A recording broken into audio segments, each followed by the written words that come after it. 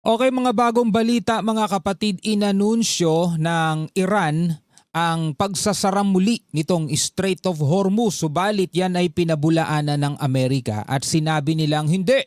Yan ay nananatiling bukas. So pag-usapan natin to mga tol, samahan ninyo ko. Audio Jungle.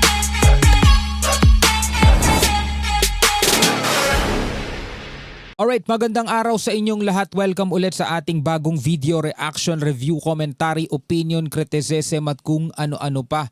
Hanggang ngayon mga kapatid ay nagpapatuloy pa rin ng tensyon dito sa Middle East. Lalo na ngayon nagpapalitan ng mga pag-atake etong Iran at saka Amerika. Tapos na kasi ang ceasefire nila. At tila ba na-miss nila ang isa't isa magbombahan mga tol, no?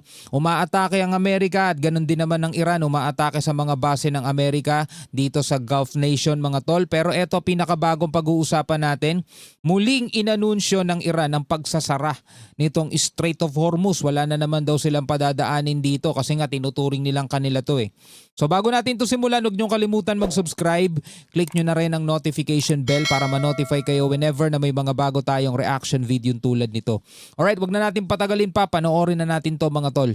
Dahil sa nagpapatuloy na tensyon sa gitnang silangan, inanunsyo ng Islamic Revolutionary Guard Corps o IRGC ng Iran ang muling pagsasara ng Strait of Hormuz. So IRGC mga tol ang nag-anunsyo na sarado na daw ang Strait of Hormuz. Ibig sabihin wala na silang padadaanin dyan. Ayon sa Persian Gulf Strait Authority o PGSA, hindi mo napapayagang makadaan ang mga sasakyang pandagat sa mahalagang waterway dahil sa nagpapatuloy na banta sa seguridad. Sa bagay, delikado din naman kasi pag nagpumilit silang dumaan, baka sila ang tamaan. Sinabi rin ito na muli lamang susuriin ang mga aplikasyon para sa paglalayag kapag naibalik na ang katatagan ng sitwasyon sa rehiyon. Ang PGSA ang ahensya nangangasiwa sa mga panutunan at pagpapahintulot sa pagdaan ng mga sasakyang pandagat sa Strait of Hormuz. Kabagay, kasi mga kapatid, etong ang walang nangyayaring bakbakan itong nakaraan, di ba? May mga ilan-ilang mga barko ang hindi pa rin nakaligtas at tinamaan sila ng mga projectile. Sabi, mga drone attack daw yun mula sa IRGC. No? So kung ipipilit nilang dumaan ngayon dyan, may posibilidad talagang tamaan sila. Siyempre, hindi na nila i-risk pa yung security nila, yung seguridad nila. Kawawa din naman kasi yung mga tripulante. Ang nais lang naman yan is maghanap buhay, makapagpadala sa kanilang mga pamilya. Subalit, naiipit sila mga tol. Hindi natin ngayon matukoy kung sino ba talaga ang may kasalanan dyan, Amerika o US. Pareho lang din naman kasi silang nagdudulot ng perwisyo sa mundo, di ba? Nagbabala rin ng IRGC na sino mang hindi susunod sa mga itinakdang ruta at panuntunan ng Iran ay maaaring makatanggap ng matinding aksyong militar. Ayan o, nagbabala ng IRGC. Pero alam ko mga kapatid, meron sa inyo, magkakaiba kayo ng POV o point of view ninyo. Para sa inyo, karapatan ng Iran yan, pinagtatanggol lang nila sarili nila laban sa mga pambubuli ng Amerika. Meron din naman mga nagsasabi, Iran kasi magulo eh. Diba? Nagkakaroon na nga sila ng kasunduan pero agresibo pa rin sila, marahas pa rin sila, ginagamitan pa rin nila ng puwersa yung ibang mga barko na dumadaan lang naman dyan. Well, malamang magkaiba kayo ng inyong pananaw, magkaiba kayo ng inyong kinakampihan, pero kung ako tatanungin mga tol, mas mabuting tignan na lang natin mga kapatid kung ano ba ang naibubunga ng kanilang mga pagtatalo-talo, pag-aaway-away at sino ba ang dapat talagang tumigil sa kanilang dalawa. Dagdag pa nito na mananatiling sarado ang strait hanggang matigil ang anilay pakikialam ng Estados Unidos sa rehiyon. So bagay, malayo din ang Amerika kasi dyan eh. No? Bakit kasi sila nandiyan dyan? Well, ang dahilan naman nila kung bakit sila nandiyan dyan is kailangan daw pigilan ang Iran sa pagbuo ng kanilang nuclear weapon. Pinabulaanan naman ito ng Estados Unidos at iginiit na nananatiling bukas ang Strait of Hormuz. Ayon sa US Central Command o CENTCOM, malaya pa rin nakakadaan ang mga sasakyang pandagat sa international waterway at nakahanda ang mga pwersa ng Estados Unidos na tiyakin ang kaligtasan ng paglalayag. Sila nga mismo, minsan hindi sila makadaan dyan eh. Winawarningan din sila ng IRGC, no? Hindi sila makadaan dun mismo sa Hormuz eh. Binigyan din ito na hindi kontrolado ng Iran ang Strait of Hormuz at patuloy ang pagdaan ng mga barko doon.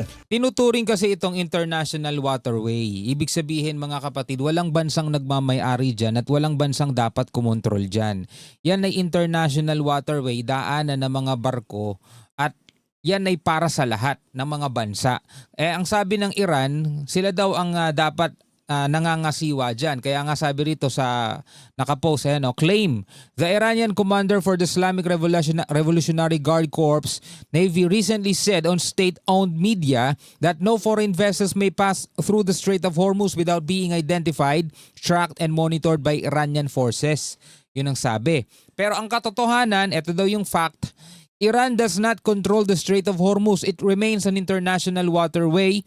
U.S. forces are positioned and prepared to keep it... Barado na. Gayunman, ilang commercial vessel na ang napaulat na tinamaan sa gitna ng lumalalang sigalot. To keep it that way siguro nakalagay. Pinakahuli rito ang Cyprus flag container ship na MV GFS Galaxy na ayon sa Estados Unidos ay tinamaan ng pag-atake ng Iran habang tumatawid sa Strait of Hormuz. Napinsala ang engine room ng barko at napilitang lumikas ang mga crew sakay ng lifeboat habang isang Indian crew member ang napaulat na nawawala. Kung maalala ninyo, kaya muling nagsimula etong bakbakan na babalitaan natin ngayon is dahil nga sa marahas na naging aksyon ng IRGC sa tatlong commercial vessels na dumaraan dito sa Strait of Hormuz. At bilang tugon, dahil para sa Amerika, yun ay paglabag ng Iran sa umiiral na ceasefire. Ceasefire nga dapat walang nagpapaputok, di ba? Pero yung mga commercial vessels, mga innocent, no, walang kinalaman sa gulo, ito yung mga naghahanap buhay lamang, pinasabog o tinira ng IRGC. At bilang tugon is inatake rin sila ng Amerika. Nasa 90 o 90 mga sites dito sa Iran ang pinuntirya ng Amerika. Siyempre, hindi rin naman papayagan ng Iran dyan at ang sasabihin ng Iran o ang sinasabi ng Iran is Amerika ang lumabag sa ceasefire. No? Kung titignan mo, sino ba unang nagpakawala ng missile? Di ba Iran? Wala tayong kinakampihan dyan. Yun lang yung nasa balita mga kapatid. Kung hindi nila pinuntirya sana etong mga barkong dumaraan dito sa Strait of Hormuz, di sana walang nangyayaring ganitong bakbakan ngayon. At kung hindi rin naman sana mainit etong Amerika, di ba? Wala rin naman talaga sanang nangyayaring bakbakan ngayon. Ditong weekend, muli nagpalitan ng pag-atake ang Estados Unidos at Iran. Nagpakawala ang Iran ng mga missile at drone laban sa mga US military base at pasilidad sa Qatar, Bahrain, Kuwait, Jordan at Oman. Diba? Same ng senaryo sa Lebanon at Israel. Lebanon ang napupuntirya ng Israel dahil nandoon yung Hezbollah. Same na Bahrain, Kuwait at ibang mga bansa ang pinupuntirya ng Iran dahil nandoon ang military base ng Amerika. Same. Kaya kung ako tatanungin, dapat bang magreklamo sila kung pinupuntirya ng Israel itong Lebanon nandoon ng Hezbollah? Pareho lang sila ng gawain .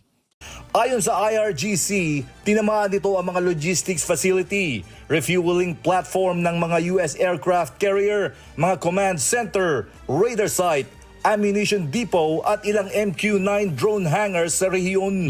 Bilang tugon, naglunsad naman ang Estados Unidos ng ikatlong round ng airstrike sa Iran kung saan tinatayang aabot sa 140 military target ang tinamaan.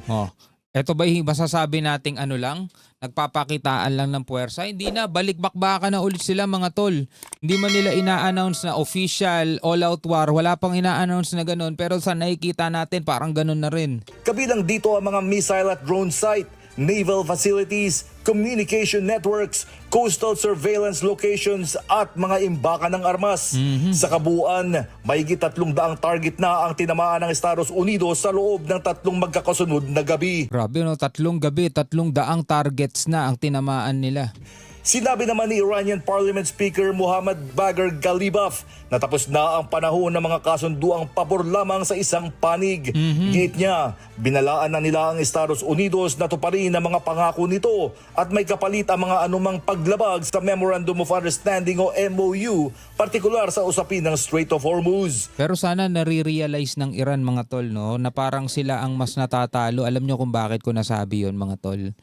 Kasi ang pinapasabog lang nila mga kapatid, itong Iran, is yung mga military bases ng Amerika. kumpara sa pinapasabog sa kanila ng Amerika is yung mismong bansa nila, yung mismong lugar nila mga tol. Yung kanilang mga imbaka ng armas, yung kanilang mga communication, yung kanilang mga launcher, kumbaga yun ang tinatamaan sa kanila mga tol. Medyo sila, lugi sila sa part na yun kasi ang layo ng Amerika, hindi abot yung kanilang mga missile doon sa American soil, kaya hindi nila nape-pressure masyado ang US pagdating sa bombahan lang no. Tuloy natin. Binigyan din naman ni Iranian Foreign Minister Abbas Araghchi na magiging matatag lamang ang anumang MOU kung susunod ang magkabilang panig sa mga napagkasunduan.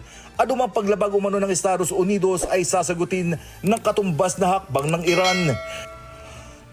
Hindi ba kasama sa MOU na wag silang pupunterya ng mga vessels doon sa sa Strait of Hormuz? Hindi ba kasama sa MOU 'yun? Pulong si Araghchi kay Omani Foreign Minister Said Badir Al-Busaidi upang talakayin ang mga hakbang para matiyak ang ligtas na pagdaan ng mga sasakyang pandagat sa Strait of Hormuz. Patuloy ring ginagampanan ng Oman ang tungkulin nito bilang mediator sa pagitan ng Estados Unidos at Iran sa pag-asang maibabalik ang diplomasya at maiwasan ang mga mas malawak na digmaan sa gitnang silangan. Samantala sa kanyang pampublikong mensahe bilang Supreme Leader, nangako si Mojtaba Khamenei na ipaghihiganti ang pagkamatay ng kanyang ama at dating Supreme Leader na si Ayatollah Ali Khamenei na nasawi sa pag-atake ng Estados Unidos at Israel noong Pebrero. So, alam mo mga tol, parang nagkakaroon sila ng salungatan dito sa mga official ng Iran, sa kanilang mga sundalo at saka dito sa post na to ng kanilang Supreme Leader. Kasi dito sa post ng kanilang Supreme Leader, we pledge to avenge your pure blood and the blood of all the martyrs of these two recent wars by taking revenge against the criminal, disgraceful murderers. This vengeance is what our nation is demanding, and this must definitely be done. Ibig sabihin tapos na usapan dyan doon sa sinasabi nito ni Ayatollah Ali Khamenei o ni Mojtaba Khamenei, tapos na usapan, wala nang negosasyon dyan. Kasi ang gusto nila, nation is demanding, ang gusto nila is gubante, ipaghigante ang pagkamatay ng kanilang Supreme Leader. So anong paraan? Diba? We pledge to avenge your pure blood and the blood of all the martyrs of these two recent wars by taking revenge against the criminal, disgraceful murderers. Hindi na makukuha yan sa sa tawag dito MOU, sa negosasyon, kasi nga tapos na usapan dito sa post na to ni Ayatollah Mojtaba. 'Di ba? Wala nang negosasyon diyan. Ang gusto nila maghigante. So ano pang sinasabi ng ibang mga official na magiging matibay lang daw yung MOU, magkaroon pa ng negosasyon, 'di ba? Kumbaga, magkasalungat yung na yan. Ano ba talaga gusto nila? Magkaroon ng negosasyon o maghigante? Kasi dito sa post ni Mojtaba, maghigante. Yun ang kanyang post. So, nagkakasalungatan sila, di ba? Tapos, mukhang hindi rin nila kontrolado, mga tol. Ang sinasabi ni Foreign Minister Abbas Araghchi, pinag-uusapan daw nila para sa ligtas na pagdaan ng mga barko sa Strait of Hormuz. Samantalang itong IRGC, mga tol, mukhang walang ligtas sa mga barko at pinasasabog nila. So, nagkakaroon sila ng hindi pagkakasundo-sundo dun sa kanilang mga mensahe. Ewan ko kung pareho kayo nang napapansin Pero dito sa post ni Mojtaba, isa lang ang malinaw dyan. Wala nang negosasyon. Gaganti sila. Yun lang yun. Anyway, bilang mga Pilipino, ano ang inyong masasabi dyan? Comment na lamang kayo sa ibaba.